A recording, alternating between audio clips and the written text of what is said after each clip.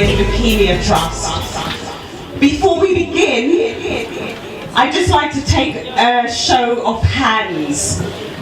How many people in the room tonight know of someone in your lifetime who's had leukemia?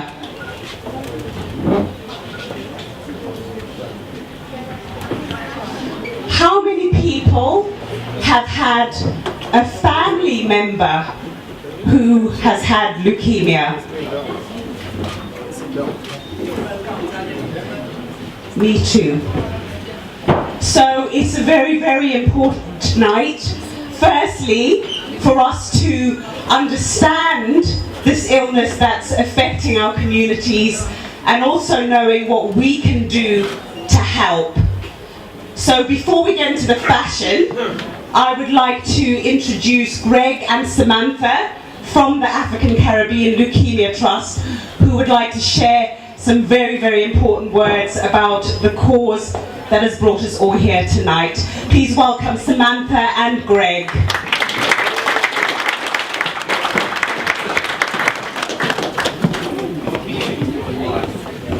Hi, good evening everyone, and thank you for that introduction. I'm not going to take long, okay, because I know we want to get to the show. I can feel the energy in the room, and it looks like it's going to be a really, really good show and a very creative event. So I'm going to tell you a little bit about the charity. The Aclt has been going for 17 years, and as you've heard, what we do is essentially raise awareness about leukemia. We educate and we motivate action, because ultimately raising awareness is not enough. If we want to bring about change and we want to improve chances for people from our communities, we all collectively have to take some action. And one way we can do that is potentially, anyone in this room tonight could potentially be a hero and save a life. And it can be done in two relatively simple steps. The first one,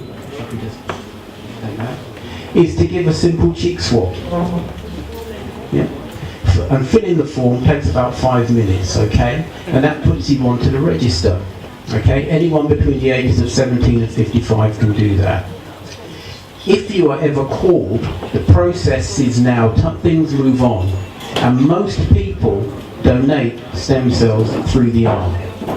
No anaesthetic involved, relatively simple process. So, you know, when the interval is on, I'm not going to take too long tonight, but when the interval is on, step up to the back if you want to. You can register, you can find out more information. But why is this important? Let me just go back and just tell you a little bit about the charity. As I say, for 17 years we've been raising awareness about leukemia, okay? We raise awareness, we go into schools, colleges, hospitals, come to events like this to work in the community to motivate action.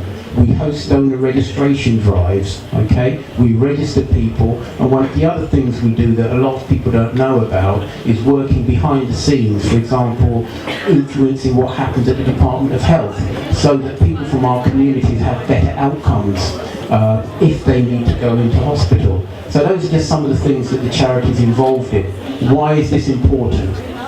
Simply put, donors have a better chance if they find, patients have a better chance if they can find a donor from their own racial background, okay? If you're from simply put, if we're from a white Northern European background, you have a 1 in 4, 1 in 5 chance of finding a donor. If we're from black and mixed race backgrounds, your chance of a 1 in 100,000. That's simply put like that. Imagine Wembley Stadium full of people, you might find a donor, okay? How do we improve that? How do we improve the odds for people from our communities? Simply by being on the register. The more people that we can get onto the register, the more people we can help, the more lives we can save. When the Aclt started, there were less than 600 people from our communities on the register.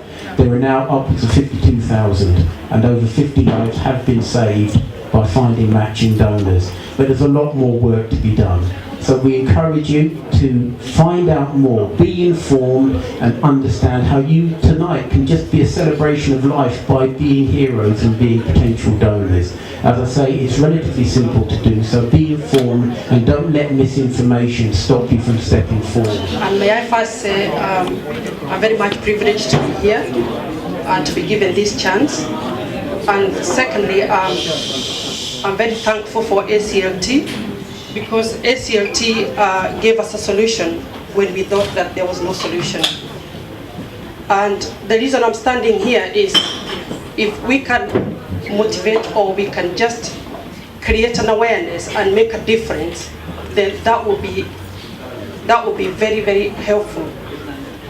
I'll just tell a story about how this happened.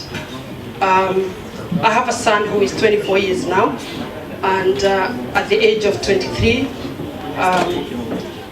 Kevin was in university and he was also working. He's never been to hospital. I've never taken him to hospital. He was a very strong young man, going to the gym and all that, and life was going good for him. But in April 2012, he developed a cold. And as a mother, I usually just call. I used to call him, or normally I call my children. I used to call him once a week or twice a week just to find out how he is. And on this occasion, I called him and I heard that he had a cold. And I asked him, you know, I hear you have a cold. Have you done anything? Oh, Mom, don't worry, it's just the normal cold. And then the second week, I called him and I noticed that the cold was still there. So, and I told him, it's unusual for a cold to go for 2 weeks. So I told him, have you seen a GP or a doctor? And obviously, as a young man, you know, life going good, he never thought anything about having that cold. And I insisted on him seeing the GP. And thank God he does listen to me, because he told me, Mom, don't keep on going on about it. I'm going to go to see the GP. And for some reason, and as a mother, I don't know why I started feeling something uneasy. Just somewhere in my, you know, the gut feeling that tells you, you know, a cold going. I don't know why I felt like that. Anyway, he went to see the GP and he was given antibiotics. And he called me and told me, Mom, I was given some antibiotics, and I'm sure when I take them, then I'll feel okay. The third week, I called him, and the cold was still there. And I asked him, are you sure you went to the GP? Are you sure you've been taking your antibiotics? And he just also brushed it off as, you know, Mom, don't worry about anything. But what he wasn't telling me is that he was sleeping with shivers and fevers, but he wasn't telling me that. And knowing men, especially young men, they kind of ignore a lot of things. And coming from a medical profession, I noticed that men, when they go to hospital, they always go at the end of the problem rather than at the beginning, because they kind of brush things off. And having this in mind, I told him, listen, you need to have your blood test. And I had to scare him. And I told him, it's the third week, the cold has not gone, you have taken antibiotics, I think you should go and get your bloods done. And luckily enough, he listened to me and he went and got his bloods done. And also, it was also very lucky, because the same day he went to have his bloods done, it was my birthday, and we had planned that he was going to come that evening. He was going to come home with his girlfriend, and he called me. He was on the train, and when he called me, and I had left work early because it was my birthday and I wanted to cook for him, and I hadn't seen him for about 3 weeks. And I was thinking, because he has also not been feeling well, I need to be home and cook something and we celebrate my birthday. Anyway, I was in the middle of cooking, and then he called me. And when he called me, he asked me, Mom, where are you? I said, why? I'm at home. What's the matter? And at this point, I thought that he wanted me to go and pick him at the station, because that's what he normally used to do. He told me, are you with anybody? And I said, no, why? Can you look for a place to sit down? And that shook me. And I said, why? Just look for a place to sit. And I just went and sat on the nearest thing I could find. And at that point, I can tell you, I was shaking. And he told me, Mom, I went for the blood test, and they have just called me now, and they have told me that they suspect leukemia. And my world changed that day. I started shaking, I couldn't even, and then at that point he started crying, and the phone went off. for me, I was left holding this phone, and I didn't know what to do, and I couldn't even find the numbers to call him back. Luckily enough, the girlfriend called me back, but she also, before she could finish what she was saying, she also started crying. And now I was in a crisis. I was panicking. I didn't know what to do, but I had to gather courage and call a friend to come and be with me. And I didn't stop, because what I did there and then, I told his brother, we are going to Portsmouth. He was in Portsmouth. And I don't know where we got the courage, but my friend, luckily enough, took us to Portsmouth. And at that point, the doctors had told him, you need to come back immediately, or you get out of the train, and we are sending an ambulance for you to come and get you. Anyway, to cut the long story short, he went back to hospital, Queen Mary's, and I followed. I came from London, and we drove, and I don't know how we got there. And the doctor said, we're going to do more tests, and tomorrow morning we'll let you know. And in the morning, they truly confirmed that he had leukemia. He got acute myeloid leukemia, AML. And our world changed from that day.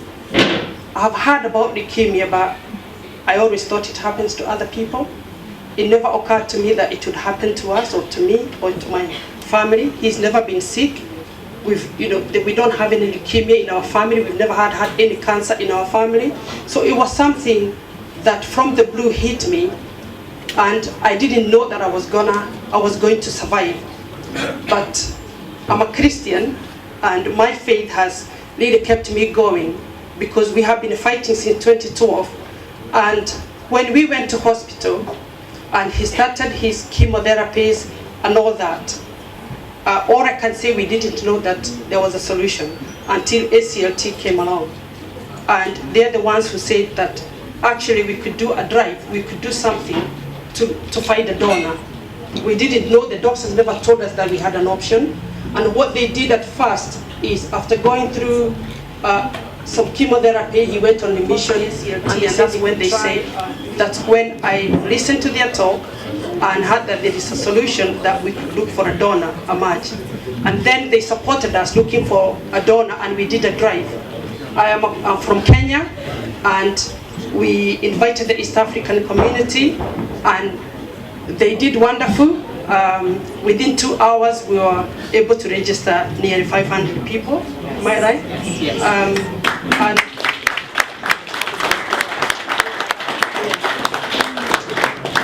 And Kevin was interviewed. He was on the ITV, and one thing he said, that even if he doesn't find a donor, the only thing he would look forward to is if people who register, somebody could benefit, because now he's aware, I'm aware, that we need donors. And unless it hits you, and unless it hits your family, unless it affects you, you never know. And we can walk in ignorance, we can live in ignorance without knowing and thinking that it happens to other people.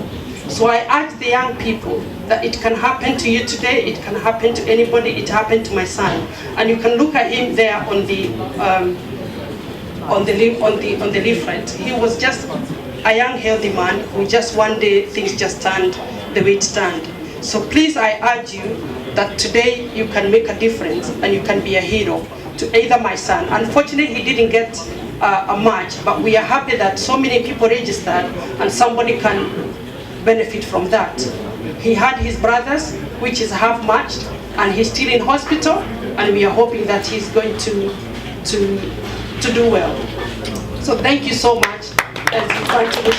Live to the max. This is what we want you to do. So, you have this gift, you have a gift to the world. Each and every one of you have an amazing and unique ability. We want you to shine bright. It's about your talent tonight. We're going to see some fashion, we're going to see some more singers and hopefully some musicians, and then later on you're going to celebrate and enjoy and uplift your spirit. But remember those that aren't here today, like Kevin. People that want to be here enjoying themselves, just getting on with the normal life, but they can't because they're in hospital, they're up with their ancestors. Just to recap, we have a 1 in 100,000 chance of finding a match for African, Caribbean, mixed race, Asian communities, because there's so few of us here on the registers. There are no registers in the Caribbean at all. People people like you sitting here wanting to step up, they can't do it. Nigeria and South Africa are the only registers in the African continent. But look at the diversity of us all. What do the other people do? They don't have that. We have it here. We may argue about the NHS and its flaws, but actually we are so blessed here. So we want you to galvanize, think. This is about putting education in your mind. Live your life, get educated, understand what this is about. Being a blood donor is very simple. It takes a few minutes of your time to go and give blood. And we have the forms here today.